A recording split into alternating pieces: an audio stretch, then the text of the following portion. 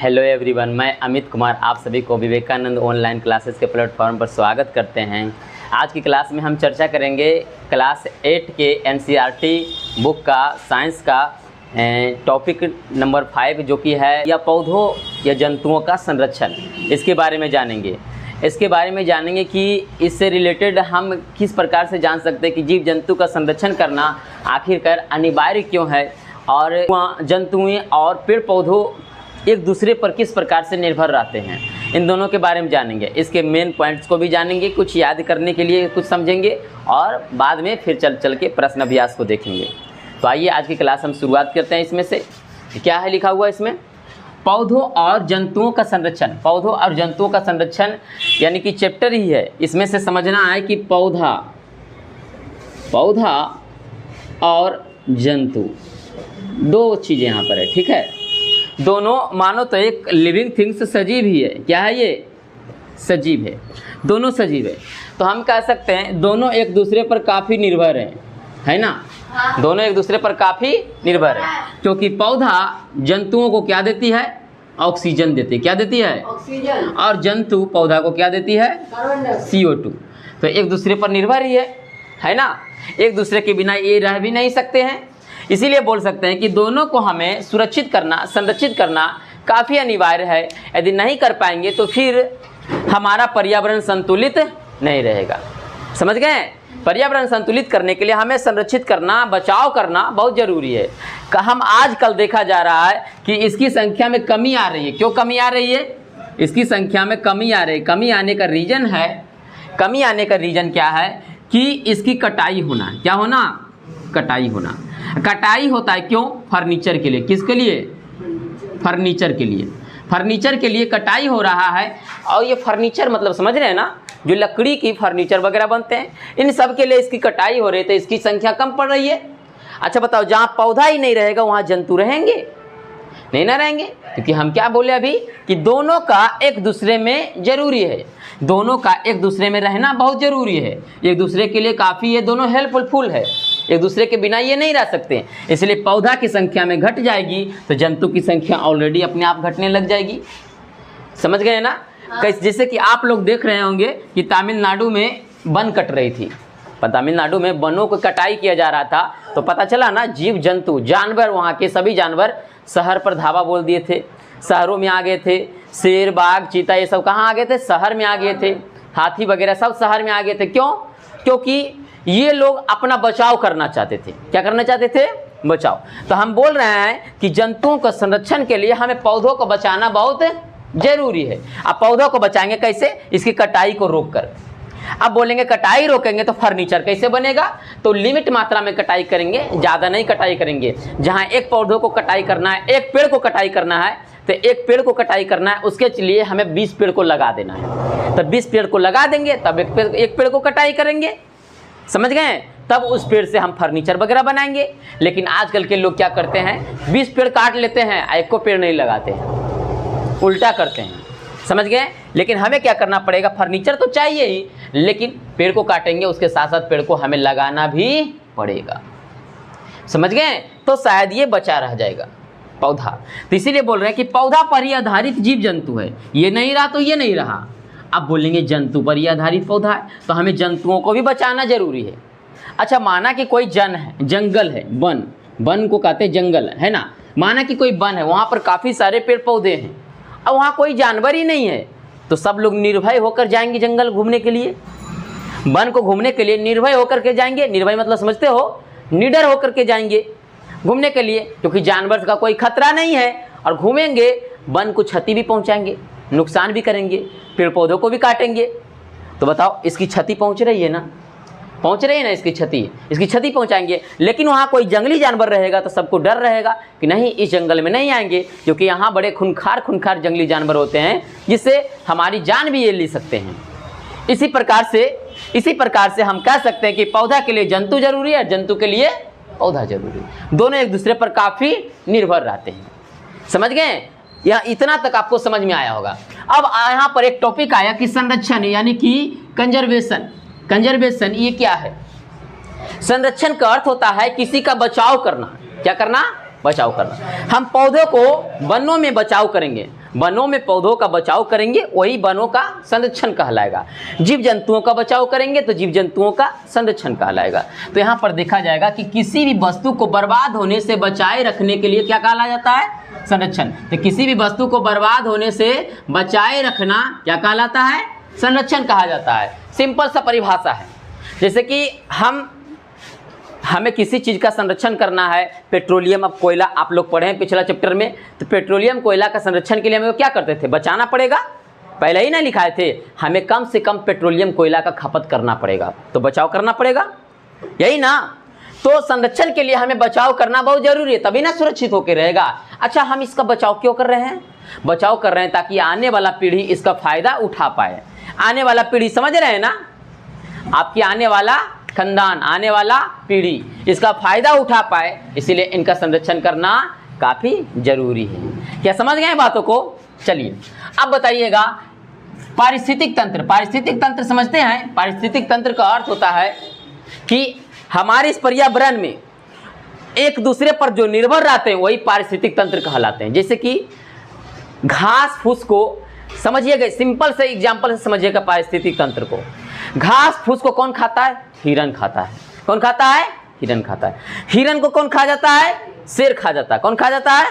शेर खा जाता है। तो एक पारिस्थितिक तंत्र निर्भर कर रहा है। घास फूस से हिरन, हिरन से शेर, एक दूसरे पर सब निर्भर है। घास था तभी ना हिरन आया, घास नहीं रहता तो हिरन क्या खाता? और जब हिरन ही नहीं रहता तो शेर, लकड़बग्घा ये सब क्या खाते हैं?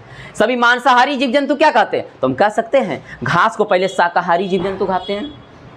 घास को कौन खाते हैं? शाकाहारी जीव जंतु। और इस शाकाहारी जीव जंतु को कौन खा जाते हैं? मांसाहारी खा जाते हैं। तो इसी को कहते हैं पारिस्थितिक तंत्र। पारिस्थितिक तंत्र। तो पारिस्थितिक तंत्र का अर्थ होता है कि हमारे इस पर्यावरण में सर्वाइव करने के लिए, रहने के लिए जीव जंतुओं को एक दूसरे पर निर्भर रहना पड़ता है। हमारे इस पर्यावरण में रहने के लिए, सर्वाइव करने के लिए जीव जंतुओं को एक दूसरे पर निर्भर रहना पड़ता है। जैसे कि घास को हिरन खा रहे हैं, हिरन को बाघ खा रहे हैं, शेर खा रहे हैं, इसी प्रकार से एक दूसरे पर ये निर्भर रह रहे हैं, तो एक सर्किल का निर्माण करता है। इसे कहते हैं पारिस्थितिक तंत्र। समझ गए बातों को? और एक चीज़ और इसमें देख सकते हैं, जैसे घास को टिड्डा खाते हैं। टिड्डा समझते हैं ना? घास का कीड़ा फटिंगा जो रहते हैं, कीड़ा फटिंगा, वो खाते हैं घास को। और टिड्डा को कौन खा जाते हैं? मेढक खाते हैं। कौन खाते हैं? मेढक। अब मेढक को कौन खाते हैं? सांप खाते हैं। सांप को कौन खाते हैं? गरुड़ खाते हैं, यही ना खाते हैं। तो ये सब एक लिंक बनता है। ये सब क्या बनता है? एक लिंक बनता है, एक श्रृंखला बनता है। इसी को हम कहते हैं पारिस्थितिक तंत्र। यानी कि इस पर्यावरण में हमें जीने के लिए, सर्वाइव करने के लिए हम एक दूसरे पर निर्भर रहते हैं, तो ये कहलाते हैं पारिस्थितिक तंत्र। जैसे हम लोग में देख लो, हम लोग किसको खाते हैं? पेड़ पौधे के अनाज को। पेड़ पौधे के अनाज को। अब पेड़ पौधा कहाँ से? पेड़ पौधा अपना भोजन खुद बनाता है। पेड़ पौधा अपना भोजन खुद बनाता है, जिस कारण से वो स्वपोषी है। लेकिन हम लोग तो परपोषी है, क्योंकि पेड़ पौधा से हम लोग ग्रहण करते हैं। तो हम लोग में भी पारिस्थितिक तंत्र हुआ, क्योंकि पेड़ पौधा है तभी हम लोग हैं, पेड़ पौधा नहीं है तो हम लोग भी नहीं रहेंगे। समझ में आया बातों को? तो बात यहाँ पर यही है कि पारिस्थितिक तंत्र वही है, यानी कि इस समाज में, इस दुनिया में सर्वाइव करने के लिए एक दूसरे पर हमें निर्भर रहना है। खाने के दृष्टिकोण से वो पारिस्थितिक तंत्र कहलाती है। जिससे पर्यावरण समझते हैं, और जैविक विविधता। जैविक विविधता का अर्थ होता है कि जीवों में विविधता। तो हम लोग, जैसे कि जीवों में विविधता का मतलब होता है, हम लोग मनुष्य हैं, कोई जानवर है, कोई शेर कैटेगरी का है ना, सब अपना अपना अलग अलग है। कोई पक्षी है ना, कोई चूहा है। तो अलग अलग विविधता, यानी कि विभिन्नता पाई जा रही है जीवों में। तो जीवों में अलग अलग प्रकार से विभिन्नता पाई जा रही है, तो जीवों में विविधता वो कहलाया। समझे? तो यानी कि पारिस्थितिक तंत्र, पर्यावरण और जैविक विविधता को बनाए रखने के लिए संरक्षण आवश्यक है। तो बताओ, बचाव जरूरी है कि नहीं है? हमें सर्वाइव करने के लिए किसका बचाव जरूरी है? पेड़ पौधों का बचाव जरूरी है। बताओ, अब बताओ, इसका सर्वाइव, जानवर का सर्वाइव करने के लिए, इस दुनिया में सर्वाइव करने के लिए, खाने पीने के लिए किसका बचाव जरूरी है? शाकाहारी जीव जंतु का जरूरी है। अशाकाहारी जीव जंतु को बचाव के लिए किसका जरूरी है? पेड़ पौधा, घास फूस को जरूरी है। तो इसीलिए हम बोल सकते हैं कि पौधा से ही जंतु है, और जंतु से ही अगला जंतु, उसका अगला जंतु मांसाहारी, फिर आगे श्रृंखला जाती है। समझ में आया बातों को? तो अब यहाँ पर बोल रहे हैं संरक्षण का अर्थ क्या है, किसी भी वस्तु को बर्बाद होने से बचाए रखने के लिए संरक्षण कहा जाता है। अब पारिस्थितिक तंत्र, पर्यावरण और जैविक विविधता को बनाए रखने के लिए संरक्षण आवश्यक है। जैसे खाद्य पदार्थों का संरक्षण, कभी कभी हम लोग खाद्य पदार्थों को सुरक्षित करके रखते हैं, घर में भंडारित करके रखते हैं। काफ़ी सारे अनाज, गेहूँ, चना, है ना, गेहूँ, चना वगैरह और चावल वगैरह, ये सबको क्या करते हैं, हम लोग जमा करके रखते हैं, भंडारित करके रखते हैं, ताकि साल भर इसमें खपत कर पाएँ, साल भर में हम इसको खपत कर पाएँ और इसका उपयोग कर पाएँ। इसीलिए हम बचा कर रखते हैं। इसको कहते हैं खाद्य पदार्थों का संरक्षण, यानी कि इसको बचा के रखते हैं। फिर आगे है वनों का संरक्षण। वन को बचाते हैं, पेड़ पौधों को बचाते हैं। वन मतलब कि पेड़ पौधों को बचाते हैं तो जीव जंतु अपने आप बच जाती है। कभी कभी हम जंतुओं को भी संरक्षण देते हैं, जंतु को भी बचाते हैं, ताकि एक दूसरे से किसी का कोई खतरा ना हो, तो जंतु को भी बचाते हैं। ऐसा ना हो कि किसी वन में अधिक जीव जंतु रह रहे हैं, अधिक जंगली जानवर रह रहे हैं, वहाँ इंसान जाकर के जंतुओं का शिकार करेगा, तो जंतु की संख्या में घटेगी ना, और जंतु की संख्या में घटेगी तो पेड़ पौधा पर भी खतरा आ जाएगा, क्योंकि पेड़ पौधा को भी जा करके आसानी से कोई जाके काट सकते हैं, है ना, कोई इंसान जाके आसानी से काट के लेके चलाएंगे, क्योंकि जंतु का तो कोई खतरा ही नहीं है, जानवर का कोई खतरा ही नहीं है। इसीलिए हमें बचाना जरूरी है, तो जंतुओं को भी बचाना जरूरी है।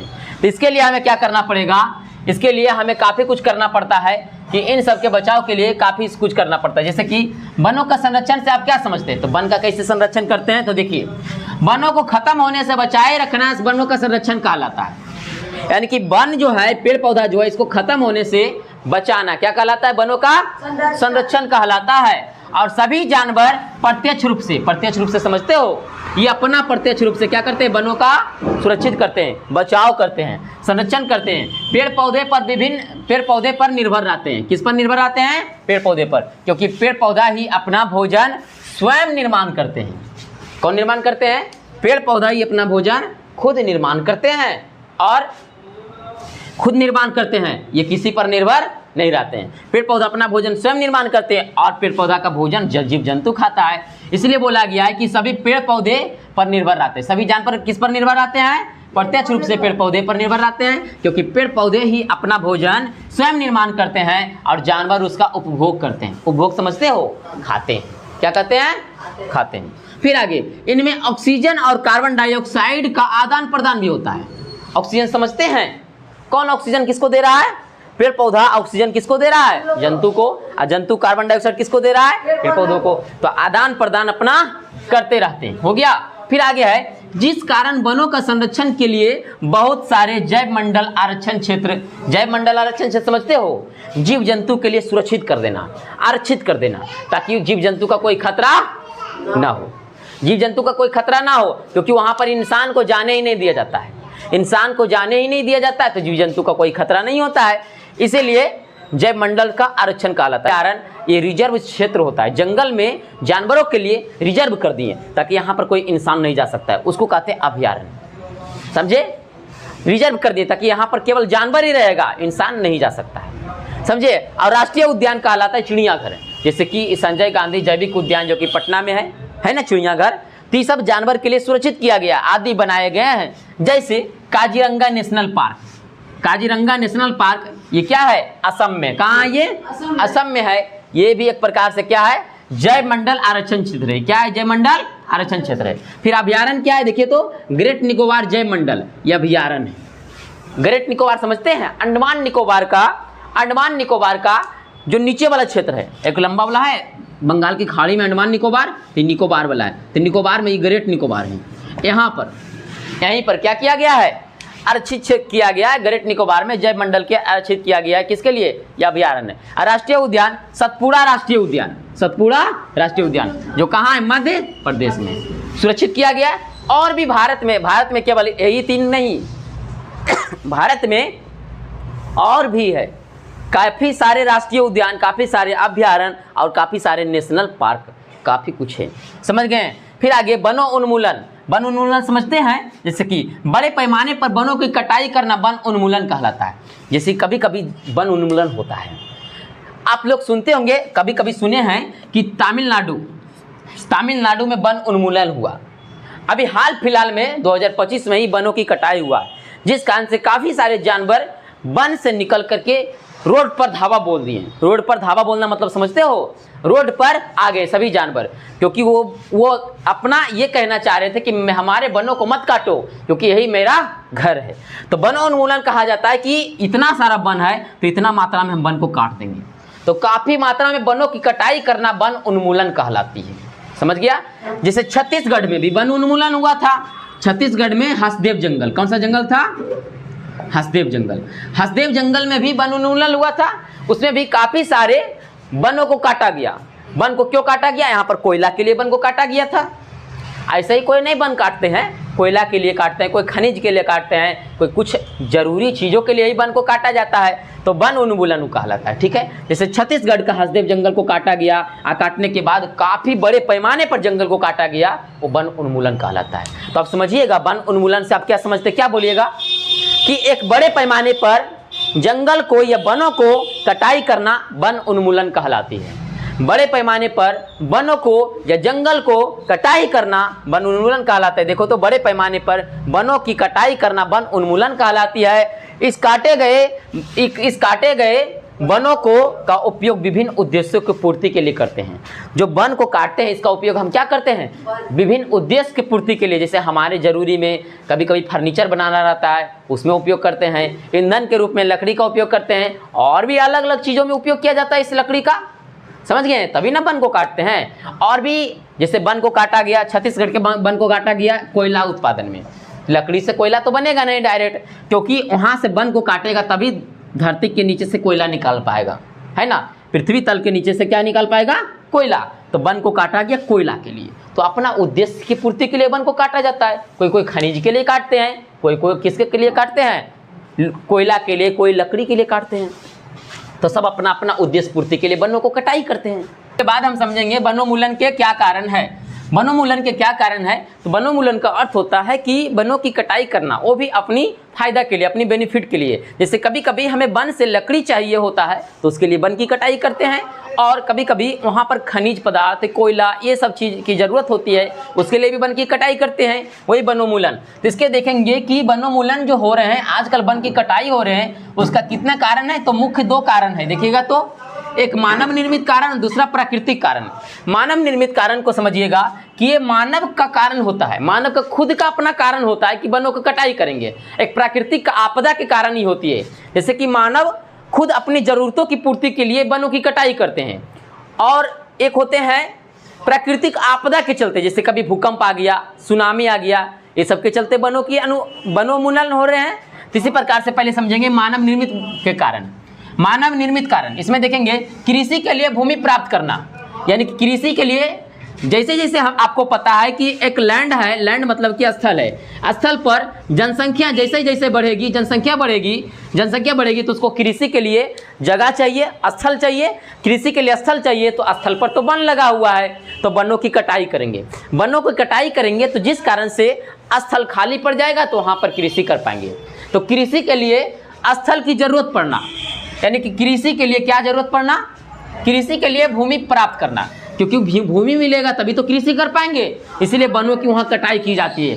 जनसंख्या बढ़ने के साथ साथ उसके भोजन का प्रबंध के लिए, यानी कि जनसंख्या जैसे बढ़ रहा है तो भोजन भी बढ़ेगी उसका, क्योंकि जनसंख्या तो भोजन पर ही निर्भर रहेगी। तो जनसंख्या बढ़ने के साथ साथ उसके भोजन के प्रबंध के लिए भूमि की आवश्यकता भी बढ़ती है। भोजन के प्रबंध के लिए भूमि की आवश्यकता पड़ती है, यानी कि भूमि रहेगी तभी हम आगे कृषि कर पाएंगे, तभी जनसंख्या का पेट भर पाएगा, भोजन की उपस्थिति, भोजन की उपलब्ध हो पाएगी। इस बढ़ती भूमि की मांग को पूरा करने के लिए अधिक से अधिक वनों की कटाई की जा रही है। यानी कि भूमि का जो मांग है, ये कृषि के लिए जो मांग है, अधिक से अधिक वनों की कटाई की जा रही है, जिस कारण से यहाँ पर क्या हो रहा है? अधिक से अधिक वनों की कटाई होने के कारण कृषि होगी तो फिर जनसंख्या की भोजन का पूर्ति हो पाएगी। फिर आगे घरों का कारखाना का निर्माण में कभी कभी जैसे जनसंख्या आगे बढ़ रही है तो जनसंख्या बढ़ने के साथ साथ घर भी बन रही है। आजकल घर में एक घर से 2-3 परिवार जुड़ते हैं, 2-3 भाई होते हैं, 2-3 परिवार जुड़ते हैं तो 2-3 घर भी बनते हैं, 2-3 घर बनते हैं तो 2-3 अलग अलग जगह भी घर चाहिए, अलग अलग जगह पर घर चाहिए। उसके लिए वनों की कटाई होना काफ़ी जरूरी है। तो वनों की कटाई होना काफ़ी जरूरी, जैसे कि तेजी से बढ़ती हुई जनसंख्या के आवास के लिए, यानी कि रहने के लिए, अधिक से अधिक कारखानों के निर्माण के लिए, फैक्ट्री, आजकल फैक्ट्रियाँ भी बन रही है काफ़ी सारे, फैक्ट्रियों के निर्माण के लिए, इन सब के लिए आवश्यकता के लिए भूमि की जरूरत पड़ेगी। इसके लिए भी क्या करना पड़ेगा, इसके लिए भी अधिक से अधिक वनों की कटाई की जाती है। फिर आगे फर्नीचर बनवाने अर्थात लकड़ी के ईंधन के रूप में, देखिए फर्नीचर मतलब है कि लकड़ी की जो वस्तुएं हम बनवाते हैं, बेंच वगैरह, बेंच टेबल जो भी है अपना फर्नीचर बनवाते हैं, इन सब के निर्माण में भी, और कभी कभी ईंधन के रूप में, कभी कभी कोई लकड़ी को जलाते हैं तब जाकर ईंधन बनती है, ईंधन के रूप में लकड़ी का भी इस्तेमाल करते हैं, तो उसके लिए भी वन को काटते हैं कभी कभी। तो बड़ी बड़ी जनसंख्या की ज़रूरतों को पूरा करने के लिए फर्नीचर चाहिए, क्योंकि सभी जनसंख्या के पास फर्नीचर चाहिए। सभी के घर में फर्नीचर का सामान होते हैं, शायद आपके भी घर में होंगे फर्नीचर का सामान, तो सभी के घर में फर्नीचर का सामान होते हैं। इन सभी को पूर्ति करने के लिए आखिर वन से ही तो आएंगे, तो वनों की कटाई करनी बहुत ज़रूरी होती है। ईंधन के लिए लकड़ी की ज़रूरत की मांग के लिए बढ़ जाती है, यानी कि ईंधन के लिए भी वनों के लिए वनों से लकड़ी की मांग बढ़ जाती है, इसके लिए अधिक से अधिक वनों की कटाई की जाती है। प्राकृतिक कारण इसमें से हो सकते हैं भूकंप, बाढ़ और सूखा। कभी कभी भूकंप आ जाती है तो भूकंप आने से सारा वन नष्ट हो जाते हैं, तो वहाँ सभी वनों का उन्मूलन होता है। ये प्राकृतिक कारण है, इसमें मानव का कोई हस्तक्षेप नहीं है, ये प्राकृतिक कारण ही है, क्योंकि भूकंप आने से ही वनों की उन्मूलन होती है। भूकंप आती है तो काफ़ी मात्रा में काफ़ी दूर तक वनों की क्षति होती है, तो वहाँ पे वन का उन्मूलन होता है। फिर बाढ़ से, कभी कभी बाढ़ आता है तो बाढ़ के कारण सारे पेड़ पौधा सारे बह जाते हैं उस बाढ़ में ही, तो इसके कारण से भी वन का उन्मूलन होता है। सूखा के द्वारा भी वन का उन्मूलन होता है, जैसे कि सूखा के द्वारा कैसे होता है, कभी कभी वन में सुखाड़ पड़ गया, सुखाड़ पड़ जाने के कारण काफ़ी सारे वहाँ पर पेड़ पौधे में पानी नहीं लग पाती है। अब पेड़ पौधे में पानी नहीं आ पाने के कारण, जिस कारण से क्या हो जाती है, वहाँ भी वन का उन्मूलन होता है, सारे पेड़ पौधे सूखने लगते हैं, और सारे पेड़ पौधे सूखने लगते हैं तो उसको तो पानी चाहिए, जल चाहिए, खनिज लवण चाहिए, ये सब नहीं मिल पाते तो वन का उन्मूलन होता है। वनोन्मूलन के क्या परिणाम है, आखिर वनोन्मूलन होगा तो कारण क्या है, पिछला अभी हम कारण डिस्कस किए थे, कारण को जाने थे। कारण क्या हो सकता है, काफ़ी सारे कारण हो सकते हैं वनोन्मूलन के। कौन कौन, एक मानव वाला कारण, एक प्राकृतिक कारण। प्राकृतिक कारण में क्या थे, बाढ़, भूकंप और कौन थे, सूखा, बाढ़, भूकंप और सूखा। लेकिन इसमें से वनोन्मूलन के परिणाम क्या हो सकता है, यदि वन की कटाई यदि अधिक से अधिक होने लगे तो परिणाम क्या हो सकते हैं हमारे यहाँ पर भारत देश में, तो परिणाम, काफ़ी सारे परिणाम भुगतने पड़ेंगे। जैसे कि देखिए, काफ़ी सारे वन कटाई होने लगेंगे तो काफ़ी सारे परिणाम को भुगतने पड़ेंगे। पहला नंबर में देखिएगा वनोन्मूलन क्या है, इसके क्या परिणाम है। पहला नंबर में देखना है, ए नंबर में पृथ्वी की ताप में वृद्धि, यानी कि पृथ्वी है तो पृथ्वी के वातावरण का जो ताप है, टेम्परेचर ये क्या हो जाएगा, बढ़ जाएगा। क्या हो जाएगी, बढ़ जाएगी। अभी वातावरण का तापमान 35 डिग्री सेल्सियस लगभग में सामान्य तापमान होती है ना, सामान्य वातावरण का कमरे का ताप 35 डिग्री सेल्सियस होती है, लेकिन इससे बढ़ जाएगी। तो आज के दौर में देखा जा रहा है कि ये तापमान बढ़ करके लगभग 45-46 के आसपास चली जाती है डिग्री सेल्सियस, काफ़ी ज़्यादा हाईली है ये है।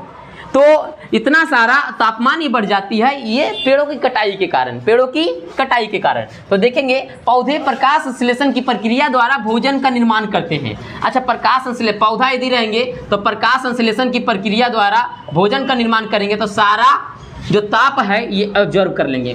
सारा ताप क्या कर लेंगे, एब्जॉर्ब कर लेंगे पेड़ पौधा, तो वातावरण का तापमान कम होगा, वातावरण का तापमान कम बढ़ेगी, जिस कारण से वातावरण का तापमान कम बढ़ पाएगी। इसके लिए पौधा वातावरण से कार्बन डाइऑक्साइड, तो आपको पता है कि वातावरण में एक गैस पाया जाता है जिसका नाम है CO2। ये एक प्रकार से गर्म गैस है CO2। जैसे आप लोग CO2 को गैस को छोड़ते भी हैं, CO2 गैस को नाक के द्वारा छोड़ते हैं, तो आप हाथ को ले जाकर वहाँ देखिए, गर्म महसूस होगा। जैसे ही छोड़िएगा थोड़ा गर्म महसूस होगा, तो हम कह सकते हैं CO2 गर्म गैस है। CO2 कैसी है, गर्म गैस है। तो CO2 के पेड़ पौधे क्या लेते हैं, CO2 को ग्रहण करते हैं। पेड़ पौधे क्या ग्रहण करते हैं, CO2 को ग्रहण करते हैं। अब पेड़ पौधों की संख्या में ही कमी आ जाएगी तो CO2 को ग्रहण कौन करेगा, CO2 को ग्रहण पेड़ पौधे नहीं कर पाएंगे, जिस कारण से वातावरण में CO2 की मात्रा बढ़ने लगेगी, CO2 की मात्रा बढ़ने लगेगी, कार्बन डाइऑक्साइड की मात्रा वातावरण में बढ़ने लगेगी। तो वातावरण में कार्बन डाइऑक्साइड की मात्रा बढ़ जाएगी तो वातावरण गर्म हो जाएगी, क्योंकि कार्बन डाइऑक्साइड ऑलरेडी गर्म गैस है। तो ये वातावरण गर्म हो जाएगी। तो कह सकते हैं क्या हो जाएगी, पृथ्वी के ताप में भी वृद्धि हो जाएगी। इसलिए वातावरण कार्बन डाइऑक्साइड गैस अच्छा अवशोषित करते हैं, यानी कि पेड़ पौधे प्रकाश संश्लेषण की प्रक्रिया में भोजन बनाते हैं। इस प्रक्रिया में पौधे वातावरण से कार्बन डाइऑक्साइड की अवशोषण करते हैं, जिससे वातावरण का ताप को नियंत्रित करके रखते हैं। क्योंकि पेड़ पौधे ही हैं जो वातावरण के ताप को CO2 को ग्रहण करते हैं, तो वातावरण के ताप को नियंत्रित करके रखते हैं। क्योंकि CO2 को ये ग्रहण कर लेते हैं पेड़ पौधे, तो वातावरण का ताप कम रहता है, क्योंकि CO2 गैस को वो ग्रहण कर लिए।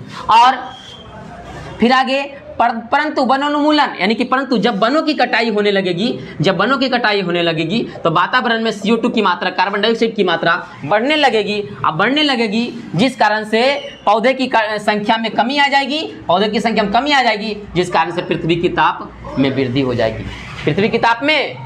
जाएगी। ये पता चला पृथ्वी की ताप में कैसे वृद्धि हो सकती है।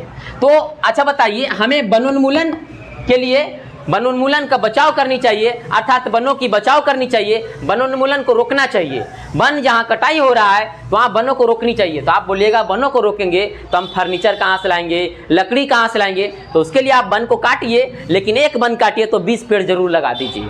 20 पेड़ लगाइएगा, जिससे आपके पर्यावरण पर कोई प्रभाव नहीं पड़ेगा। एक वन के बदले 20 पेड़ लग जाएगा तो काफ़ी सारे पेड़ों की संख्या में वृद्धि होगी, तो पर्यावरण में कोई प्रभाव नहीं पड़ेगी।